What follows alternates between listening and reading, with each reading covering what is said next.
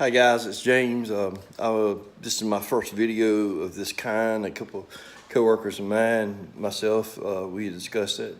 We've been cooking at work for probably 4 or 5 months now, but we decided I decided to post a video of something I'm cooking tonight. I cooked some smoked guacamole earlier. I'll have to do a video of that, but I'm going to post this video of myself cooking and smoking a spatchcock chicken. It is spatchcock chicken is a chicken that has been not deboned, but it has been split.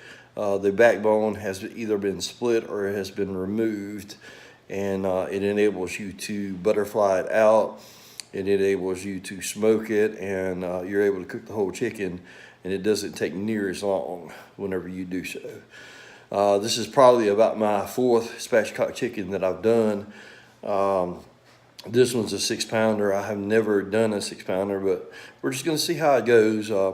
I'm using some just basic olive oil. You put it on the chicken there, and then you put your rub on it, and you rub it inside and out. I'm going to be using the rub some chicken by Barbecue Spot is what I'm going to be using tonight on this particular spatchcock chicken.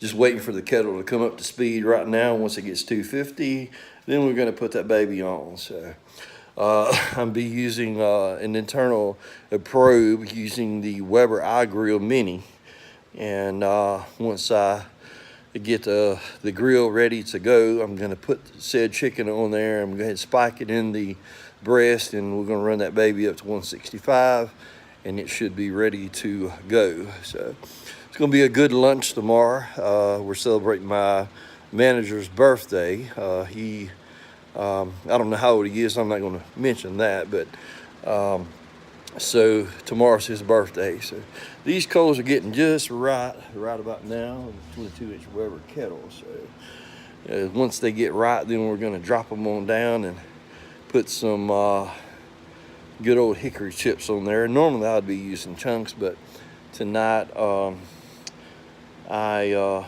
left my chunks at the house, so I'll be using some hickory chips from the Royal Oak there. So we're just going to see how this goes, and we'll be back with you in just a few moments. And once we get ready to put it on, we'll start the video again. So we'll be right back. Now those coals are ready to dump, so I'm going to go ahead and dump them out right here in this thing. I'm going to do an offset cook is what I'm going to do. And babies are popping hot. I'll choke this baby down until it gets 250 degrees, 250, 275, and then we're going to run that baby up to speed, get it 250 degrees internal of the kettle. Well, I'm offsetting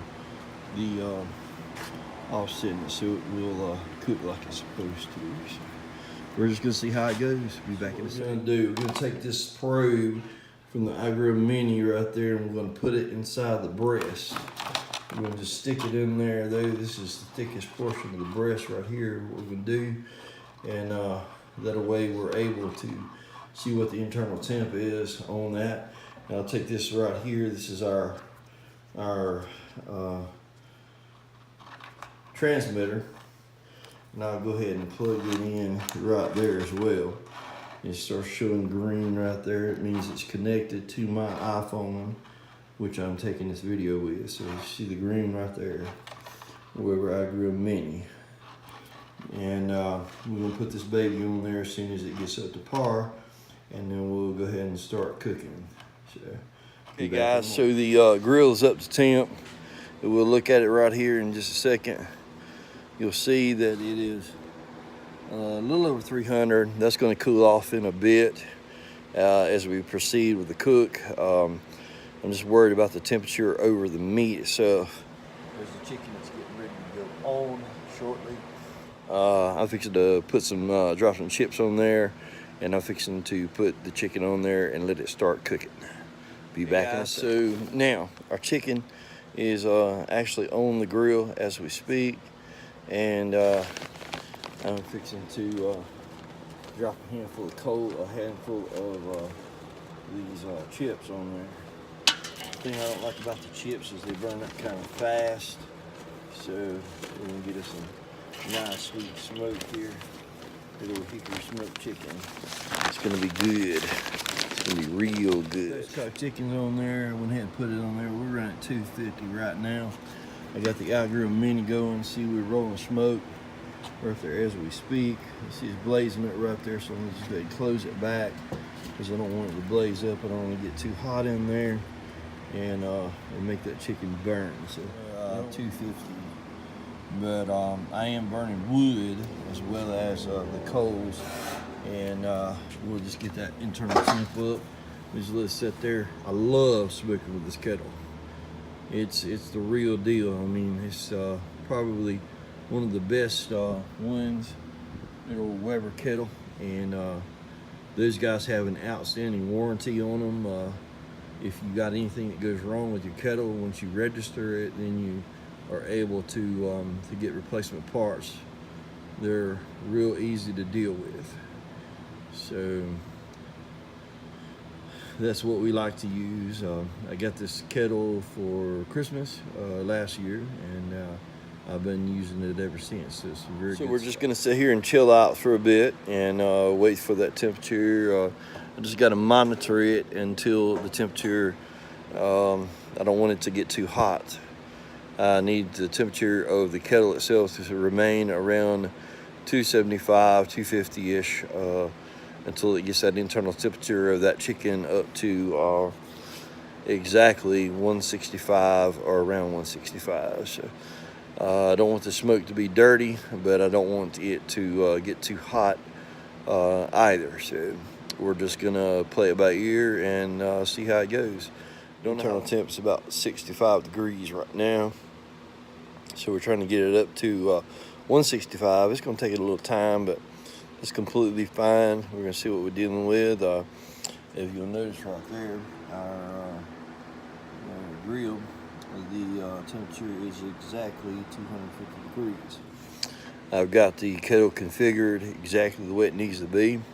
The vents probably is approximately an eighth of an inch, quarter of an inch open. The top one is, and the bottom one about the same. So you learn how to regulate those temperatures using those vents, upper and lower. We're smoking this Spatchcocked chicken with some hickory wood by Royal Oak. It's little chips, but I prefer the chunks to the chips because the chunks last a lot longer and you don't have to feed it as often. So as long as we maintain that temperature of 250 degrees, then that Weber iGrill Mini is going to give me a prompt whenever it gets close to the internal temperature that I'm desiring of 165 for chicken. That's the safe temperature for serving chicken. So I just at least want to get the chicken done tonight. That way we can prepare that special birthday lunch for my manager. So hopefully it's going to be a good birthday for him, and we're going to see how it goes. So I'll be back in a few. Hey guys, just checking in right here real quick. Temperature on the Weber is running about 300, 275, 300. We are running internal temperature on the chicken breast of 113 degrees. I'm gonna pull the lid up in just a second. I know normally we wouldn't do that. We'd just let it ride and stuff, but we're just gonna see what it looks like. Like I said, we're burning hickory wood and we're using some Stubbs barbecue coals is what we started out with there. Good old chimney full. I don't use any kind of lighter fluid due to the fact, number one, I have acid reflux, gastric reflux, and it doesn't coincide too well with it. It causes me a little bit later on in the night to have problems as a result of it. So I just avoid using it. I haven't used it. I usually either like using a tumbleweed, or I use my propane gas grill, the side burner on it, to light my coals using the chimney. So let's see what this chicken looks like.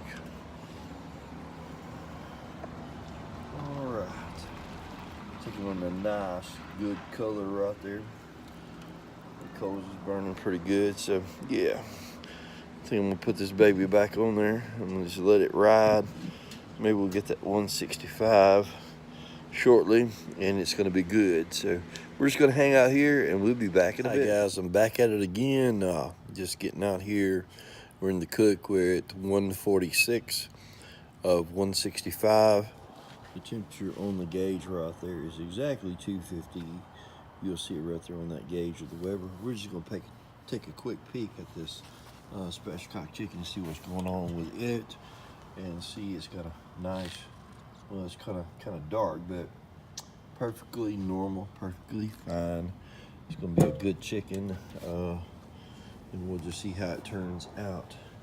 Like I said, it's riding just where it needs to be right there. So we're gonna check in on it in a few minutes and waiting on this thermometer to notify me that it's 165 internal, and we're gonna pull it. And then it'll be good for lunch tomorrow. So basically right now it's just hanging out. There's no smoke going to it because it's got plenty. And we're just gonna hang out and see what happens. So we'll be back in just a minute. Talk to you in a bit. Okay guys, back here we are again. There's what the chicken looks like. We're about 11 degrees from it being ready to come off of the smoker here. And it's gonna be a good particular chicken for lunch tomorrow. Weber probe's doing good.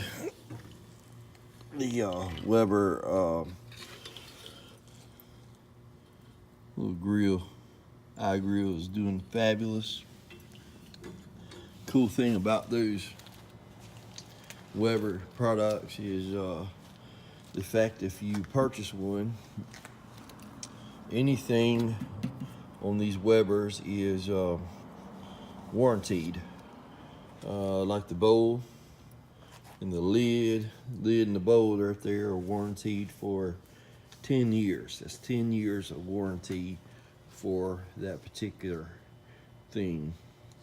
The plastic portions are warranted as well. Everything that's on this particular grill is warranted. The one-touch cleaning system that's on this premium is warranted as well. The ash catcher is warranted as well. Everything on it's warranted, and they have excellent customer service. You guys just give them a shout if you ever purchase one.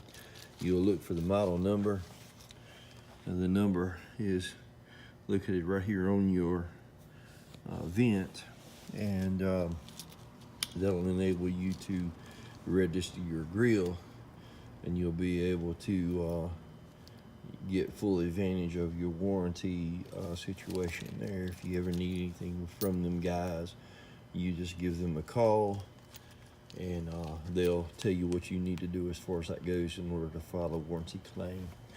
We're riding at about 300. It's completely fine, completely normal for it to do that.